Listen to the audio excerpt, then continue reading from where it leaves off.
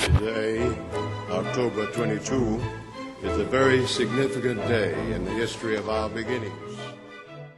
Welcome to the Adventist History Podcast, episode number 62, Shipley, Scopes, and Science.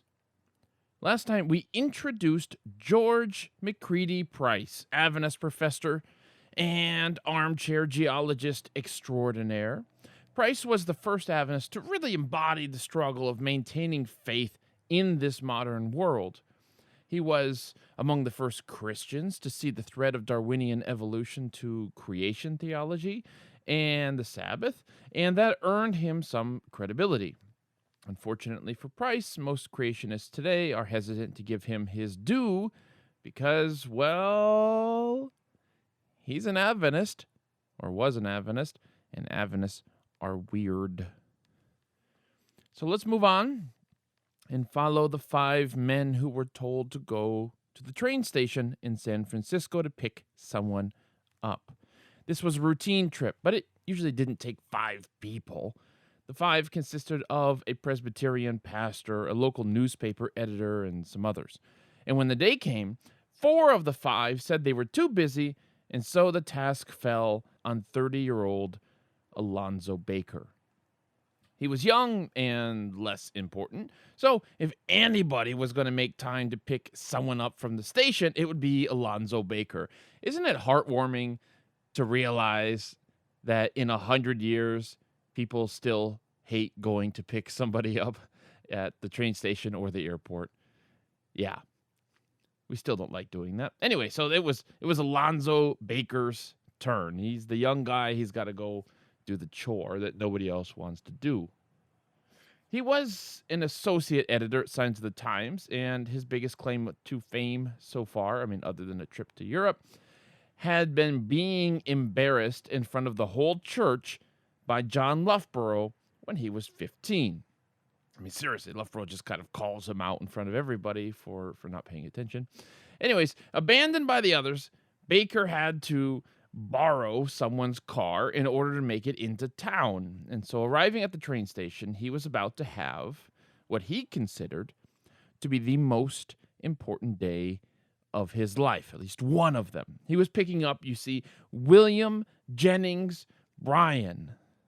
The William Jennings Bryan, the great orator, the guy who ran for president 3 times, the guy who had been Woodrow Wilson's Secretary of State during World War I, the guy who had several honorific titles with the word great in them. He was called the Great Commoner, which, by the way, he had printed on stationery of letters that he wrote people, and he was also called the Great Orator. His speeches were collected and sold. By the 1920s, Bryan was past his prime, to be sure. He had crusaded for prohibition and in support of a minimum wage, but his final crusade was against Darwinian evolution. It was this final crusade that brought him to Mountain View, California, at the request of the Pacific Press Publishing Association. Well, it was the request and the payment of, in today's prices, a few $1,000s in speaking fees. Let's not forget that, okay? But it's still significant that a man like William Jennings Bryan would be okay accepting an Adventist invitation. Might not have happened that way in the 1800s. Well, anyways, when Bryan arrived in Mountain View, he asked for a bath. So Alonzo Baker set him up with a room and a shower at the Pacific Press boarding house. All cleaned up, the aging Bryan asked Baker to help him get dressed. Baker considered this experience a great honor, a memory he cherished for the rest of his life. Now, if you read Adventist accounts of Bryan's visit, it kind of sounds like he traveled across the country just to see them. But the truth is that Bryan was touring California on behalf of John W. Davis, a doomed Democrat running for president. Well, he wasn't doomed. His bid for the presidency was doomed. Bryan didn't care much for Davis, but he did like Davis's pick for vice president because Davis's pick for vice president was Bryan's brother Charles.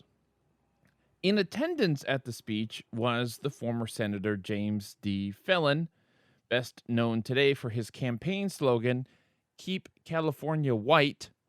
How's that working for you, buddy? Anyways, Alonzo Baker tells us about the honor of getting Bryan dressed, as well as what happened after the speech, but he remains silent on the speech itself.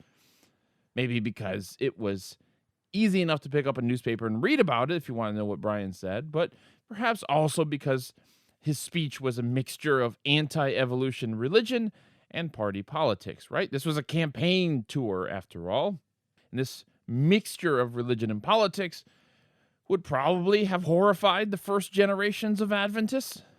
Anyways, Bryan blamed evolution for pretty much all of society's problems. This was the moral argument against evolution, namely that survival of the fittest, quote unquote, is a terrible way to live. But Bryan also blasted different politicians, including people in his own party, for the rise of crime in prohibitionist America. The answer to our political problems, said Bryan, is the Bible. He declared that he'd rather keep the first 3 verses of Genesis than every other book in the world. It was a rousing speech. That it was. 30 years later, in 1956, old George McCready Price was asked a question. Question: I am told that you were a friend of William Jennings Bryan. Is that true? Now, this question suggests a couple of things. First, that by the mid-1950s, at least some Adventists still held William Jennings Bryan in high regard. Second, that a legend had been growing about Price's relationship with Bryan. I mean, they're basically asking, is it true, Price, that you were once friends with the great orator? Now, Price set the record straight when he said they were not exactly friends. One of the reasons why they weren't closer friends will become apparent by the end of this episode, but it is telling how this legend grew around Price and Bryan within Adventism. The 1920s and 1930s were an age of Adventist giants, a modern refounding of Seventh-day Adventism in many ways, a second coming, if you will. But for there to be any of that, you need generational icons in William Jennings Bryan and George McCready Price, these guys with 3 names that I have to keep saying. They were icons of fundamentalist Adventism. Now, Bryan's speech in Mountain View, like many of his speeches, stirred up a hornet's nest because that's what fundamentalists did. A San Francisco rabbi published a full-page article attacking Bryan and other anti-evolutionists. The rabbi skewered the ignorance of the anti-evolutionists before concluding, quote, "Evolution is the 20th century religion," end quote. Well, be that as it may, the rabbi still thought anti-religion atheists like Thomas Huxley were going too far.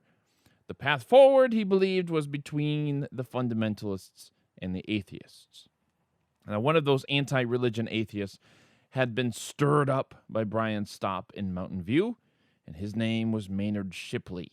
Shipley had founded the Science League of America weeks before Bryan's speech with the goal of fighting fundamentalists like George McCready Price and saving, I guess, the teaching of evolution in public schools, preserving that, promoting that. Now, in spite of this goal, I'm sure the Science League of America would still make for a better movie than the Justice League. I'm just saying, if you're going to make a movie about a league, I still think the Science League of America would be better. Sorry, DC fans. Anyways, people sometimes say that there can be fundamentalists on the left as easily as there can be fundamentalists on the right. Okay, well, I don't know. Maybe. But I think we should stick closely to a historical definition of fundamentalism. Okay, people today, they talk about Hindu fundamentalism and Jewish fundamentalism and all. I can't quite go that far. I'd like to stick to this historical definition of fundamentalism, which is a conservative Christian war on modernism. Call it something else if you want to refer to Hindus or Buddhists or whoever. Now, if liberals could be considered fundamentalist, then Shipley would be one of them, okay? Shipley's rhetoric would have made fundamentalists proud if he wasn't fighting against them. So one time Shipley wrote, quote, "The armies of ignorance are being organized, literally by the millions, for a combined political assault upon modern science. For the first time in our history, organized knowledge has come into open conflict with organized ignorance." End quote. Have a lot of Christian friends there, Shipley? Anyways, an academic writing in the American Journal of Sociology would later review one of Shipley's books. And from his perspective, right, this reviewer's perspective, he lamented that Shipley never seemed to want to understand fundamentalists, but only wanted to show them in the worst possible light. Those who want to ridicule fundamentalists will love his writing, the reviewer was saying, while those who, quote, "seek a proper historical understanding of the movement are left with a piece of interesting yet incomplete journalism," end quote. In the wake of Bryan's visit, the Pacific Press capitalized on the attention. They printed articles in the Signs of the Times like they were launching aircraft off a carrier, which I get is a reference they would not understand in the 1920s. But just hang on to that, okay? It'll make sense in like 15 years. Anyways, Leon Smith, Uriah Smith's boy, lambasted evolutionists for their intolerance. Quote, "When the champions of evolution demand that the state shall teach their belief in opposition to mine, in the public schools which I am taxed to maintain, they are exhibiting their intolerance." Another writer noted that a Unitarian preacher had called Thomas Paine one of America's earliest prophets and proposed a new American scripture filled with the writings of Lincoln and Woodrow Wilson. I mean, just side note, how do you think Lincoln would feel about that? Do you think Lincoln would be good with his writings being in a new American scripture? Meanwhile, liberal churches were hosting boxing matches and movies. Oh, the author lamented, the harvest of modernism. Now, the tone in these articles was aggressive and triumphalist. Alonzo Baker boasted that recent discoveries meant, quote, "the popular theories of evolutionary geology received a knockout blow to the solar plexus," end quote. Francis Nichols mocked the arrogance of scientific claims and concluded, quote, "Why be overawed by such display? It will fade in a few years, and another set of theories will have to be created to light the way," end quote. George McCready Price, then teaching at Union College in Nebraska, considered universities and theology schools basically to be trash because of the modernist infiltration, with the result that, quote, "the entire supply of ministerial recruits has become infected," end quote. Now, the only exceptions, he wrote, were the older students, whom he called, in a wonderful turn of phrase, quote, "the survivors of a better day," end quote. The Signs of the Times editors did manage to score an interview with William Jennings Bryan. The editors rolled some soft questions to Bryan, who is more than capable of carrying a conversation by himself. Evolutionists, Bryan said, quote, "certainly lack a sense of humor, or they would never be able to keep their faces straight while they are giving out such nonsense," end quote. Now, despite the cheap shots, Bryan revealed the true contours of his thought on evolution. There was no conflict between science and religion, he believed. On the contrary, quote, "science has rendered invaluable service to society," end quote, "and scientific hypotheses should be fairly considered." What he objected to was having evolution forced into the educational system before it was, in his mind, adequately proven. Worse still to Bryan was this rise of naturalism that seemed to accompany evolution. And this is what Adventists objected to as well. Bryan said, quote, "man is infinitely more than science," end quote. So Bryan's big concern was how if naturalism was carried along with the adoption of evolution, then what would that do to us as human beings? Because as Bryan believed, man is more than just science. It's more than just we're more than just collecting data and making hypotheses and things like that, right? Being able to measure the world. We need religion to show us how to be men and how to be women. Well, this was more than Shipley could handle.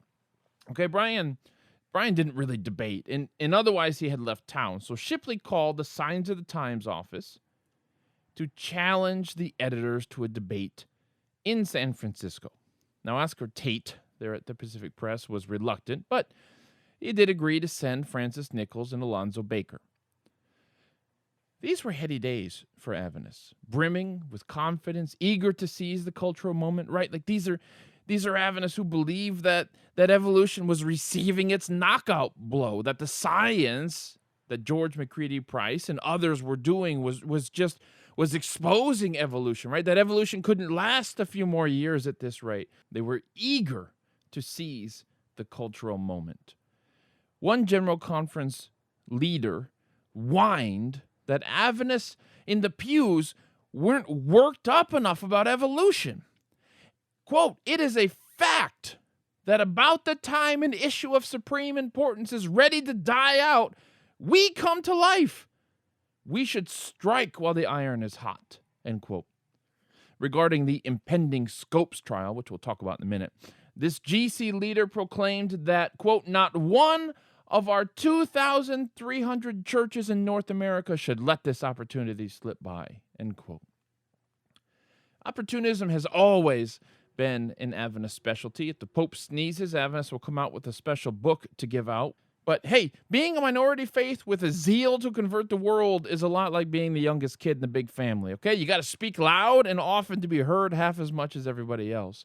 So Adventists did not want to miss this kind of cultural moment that they were in where every newspaper is talking about the evolution debate. And Adventists wanted to be at the center of it. They wanted to make good use of it. Now, the event Adventists were especially capitalizing on was the arrest of John T. Scopes in Tennessee. Now, Adventists who opposed Sunday laws in the name of religious liberty were pushing for laws prohibiting the teaching of evolution in the name of religious liberty. Fundamentalists managed to pass such a law in Tennessee, the first one that could actually stick, that remained. And this led the American Civil Liberties Union to offer to legally defend any teacher in Tennessee who defied the law. So the whole thing was a sham from the beginning. I mean, the county superintendent of schools, a man unfortunately named Walter White, well, he broke bad and convinced one of his teachers, John Scopes, to admit to breaking the law. I mean, whether he did or didn't, immaterial, right? He just admitted that he broke the law. And because why? Because it would bring publicity to the little town of Dayton, Tennessee, which lies just north of Chattanooga.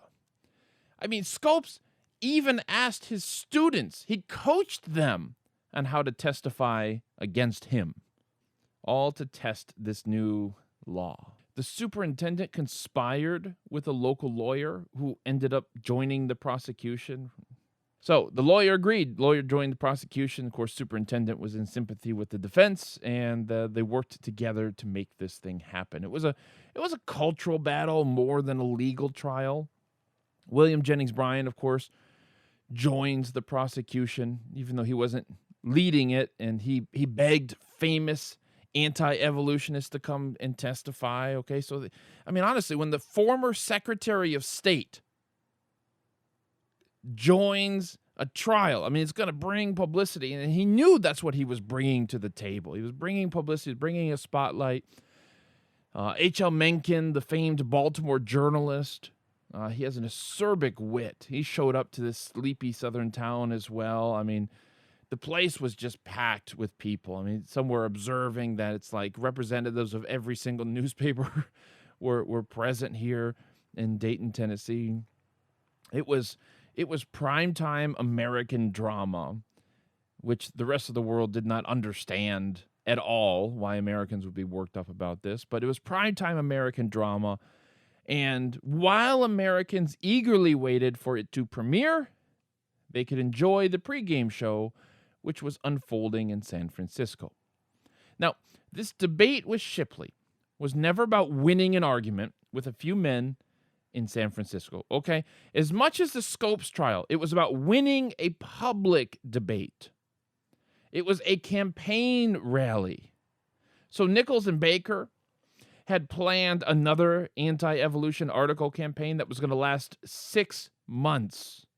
Okay, just issue after issue after issue of Signs of the Times, filled with articles critiquing evolution. They were just gonna launch that a few weeks after the debate had ended. Okay, that was pre-planned. Doesn't matter whether they win or lose. Okay, those articles are gonna go out, and it worked because Science apparently added nearly 700 evangelical churches among its subscribers.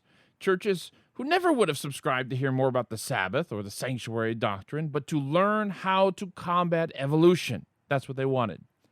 A Pacific Press salesman followed the great fundamentalist William Bell Riley to an event in Portland, Oregon, and sold 66 of George McCready Price's books there. These public debates were good for business, and not just for the Adventists, okay? Shipley, of course, wants to build the prestige of his Science League of America. He debated William Bell Riley. He debated others to draw attention to his own cause, okay? Now, whatever the judges of the debate decided, if both sides could add a bunch of new supporters, they could each claim victory, at least a little victory, in this larger culture war. Now, the debate was held at the Native Sons Hall over a weekend, June 13th and 14th, 1925. Nichols, Baker, and Shipley had hammered out the wording of the two motions to be debated. On Saturday night, the motion was resolved that the earth and all life upon it are the result of evolution. Now, Baker thought he and Nichols had gotten the better of Shipley with this one because it forced Shipley to prove the motion, right? He has to prove that the earth and all life upon it are the result of evolution. All Baker and Nichols had to do was poke holes. But the Sunday motion was resolved that the teaching of evolution should be debarred from tax-supported schools. Now here, Baker admits that he messed up. They should have added the words, the teaching of evolution as fact should be debarred from schools. Because William Jennings Bryan, after all, wasn't opposed to teaching evolution as one theory of human origins among many. But the debate was set, and Baker and Nichols spent weeks studying up. Nichols would take Saturday night, Baker would take Sunday night. Now, Nichols would later admit to having read 100 pro-evolutionist books in the past 2 years. Okay, you study hard when you're going to get on the stage for a debate in front of the entire city of San Francisco. When debate day came, people packed the Native Sons Hall on June 13th, right? Which is a Saturday. And you just wonder if you're an Adventist, like, how do you go to church that morning knowing you've got this big debate coming up as soon as the sun goes down? I mean, are you just going to have a nice Sabbath rest that day? Or are there going to be some butterflies floating around in there? The police showed up to turn 1,000 people away. Okay, the venue just fills up, and then 1,000 more people have to go back home. The rabbi I talked about earlier, he served as a moderator for the evolutionist side, and two Adventists served as moderators for Nichols and Baker. While the judges were determining the winners, the rabbi, at the end of it all, took the stage and called anti-evolutionists an enemy to America and to truth. Like I said, it was a show. The judges were judges from the circuit, federal, and appellate courts, okay, no slouches there. And Adventists claimed victory both nights, but the judges actually ruled for Nichols the first night and Shipley the second, not that it much mattered. When the Scopes trial kicked off in July 1925, just a month later, it captivated the nation, just absolutely arrested the nation. They enjoyed the debate in San Francisco, okay? Actually, it was a really popular thing. That Adventist debate with Shipley was more popular than many of the debates with famous fundamentalists, okay? It was a huge deal, but everybody knew the Scopes trial that's going to follow a few weeks after the debate was the thing, okay? Bryan, as we've said, was looking to ship in some big guns for the trial, including George McCready Price, but Price was now on loan to England. Price was surely sorry to miss the whole affair, and I believe that because Price, during these kind of most important years in the middle 1920s, just never seems to be where he wants to be. If you read his letters, he's like, I wish I were on a dig over here, can't be there. I wish I could be at the Scopes trial, can't be there. He's just kind of always not where he wishes he could be. Now, I'd love to narrate each day of this trial because it's such good drama, but we'll skip ahead to day 7 when William Jennings Bryan himself takes the witness stand. Now, the attorney for the defense was Clarence Darrow. And Darrow was a very, very popular lawyer at this time. I mean, very, very controversial. He was an avowed agnostic, wanted nothing to do with Christianity. And why Bryan thought it was a good idea to let Darrow question him is really just beyond me, okay? The idea had been that Bryan would, in turn, be allowed to question Darrow after Darrow had questioned Bryan. But, I mean, after 2 hours of Darrow's brutal bombardment of Bryan, the judge realized that having the lawyers call each other as witnesses really has nothing to do with this trial. I mean, the jury wasn't even in the room when this is happening, okay? It's just what, for the sport of it? So eventually Bryan's testimony was stricken from the record, and they just realized this, he's not an expert in anything. He's one of the lawyers on this case. And so they took out his testimony and they decided this was a bad idea. So Bryan was denied his chance to fire back. But we still have an account of the questions and answers. Okay, so we see that Darrow asked Bryan what he knew of Confucianism and Buddhism, and whether he was interested, that is Bryan, whether he was interested in the history of primitive human beings and how old he thought the earth was. And Bryan said he didn't care about primitive humans because, and I quote, I have all the information I want to live by and die by, end quote. Now, when Darrow asked Bryan if there were any scientists at all that he respected, Bryan replied that he respected most scientists, right? Because you always assume most people are on your side, right? If you're a politician, it's like, you believe that there's like a silent majority that's on your side, right? The same thing in kind of religion. He thinks that most scientists are on his side, and I don't know, maybe they were. But that wouldn't do for Darrow. He wanted names, so Bryan gave a name, George M. Price. Now, let me give you the verbatim transcript of what happens next so you can get a feel for the back and forth, okay? Darrow, who is he? Bryan, professor of geology in a college. Darrow, where? Bryan, he was out near Lincoln, Nebraska. Darrow, how close to Lincoln, Nebraska? Bryan, about 3 or 4 miles. He is now in a college out in California. Now, let me interrupt the transcript here and remind you that Price was actually on loan to teach in England at this time. Darrow, where is the college? Bryan, at Lodi. Now, let me interrupt again. Price did teach at Lodi Academy until 1920, but that was 5 years ago by this point.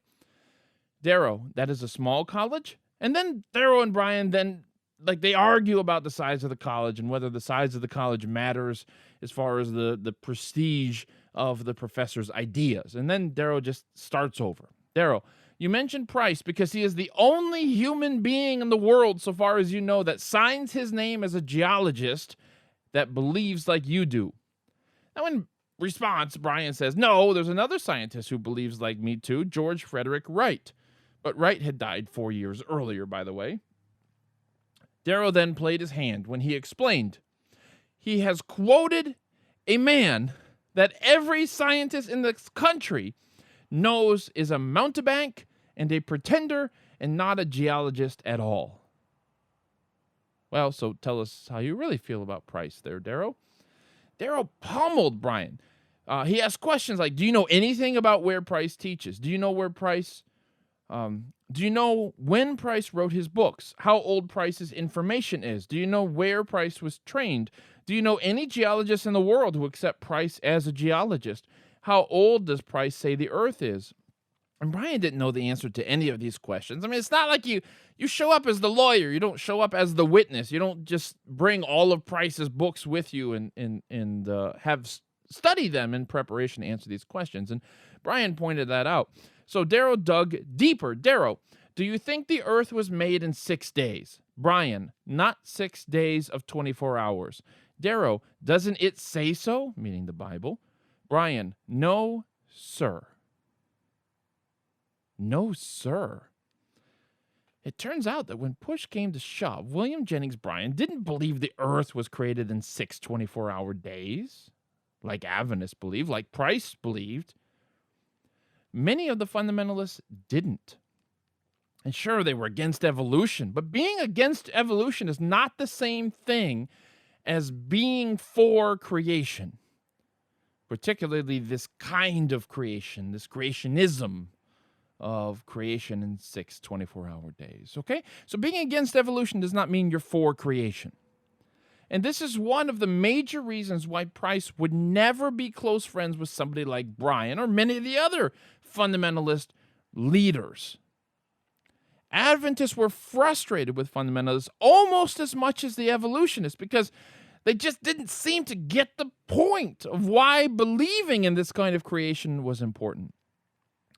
One of Price's non-Adventist fans, a colorful character named Dudley J. Whitney, wrote Price one time, feeling the exact same way. Quote, "I am completely disgusted with the ignorance and imbecility of the anti-evolutionists, with hardly an exception, and I know that you feel the same way. They fight Darwinism, they quote Bateson et al., and it is all they do know. They read your stuff and yell, hurrah, and then they read an argument based on Wright's glacial flood and yell, hurrah again. Frankly, I do not believe that the typical fundamentalist evolution fighter has any more head for science or any more ability to analyze facts than, well, I don't know then what." End quote.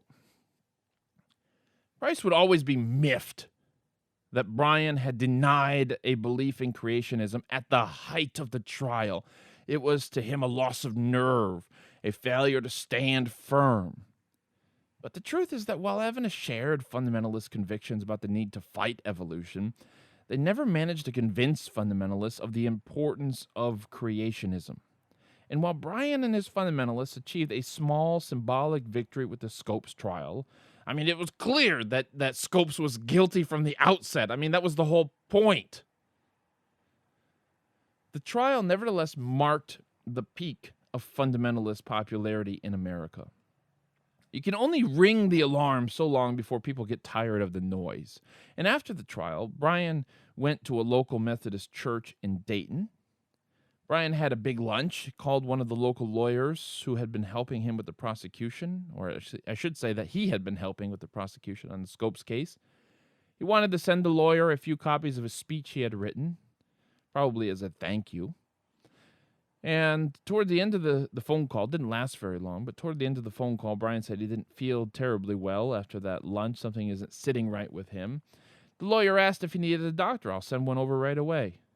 "Oh, I'll be all right in a few minutes," Bryan said. He just needed a little nap. We hung up, the lawyer recalled, and the next I heard, he was dead. The great commoner and great orator was dead. He didn't survive a week past the Scopes trial. He was 65 years old. Now, Bryan's death signaled that the popular wave Adventists had been riding had crested. No one could bring the kind of prestige and public attention to the anti-evolution cause quite like Bryan could. Perhaps this is one small reason why the Adventist growth rate began sliding around this time until the 1950s, when Adventists untied themselves from the rhetorical anchor of fundamentalism. So, what's the moral of the story? What do we take from this? What can I learn? Well, I guess the moral is you shouldn't take a nap after church. I'll see you guys next time.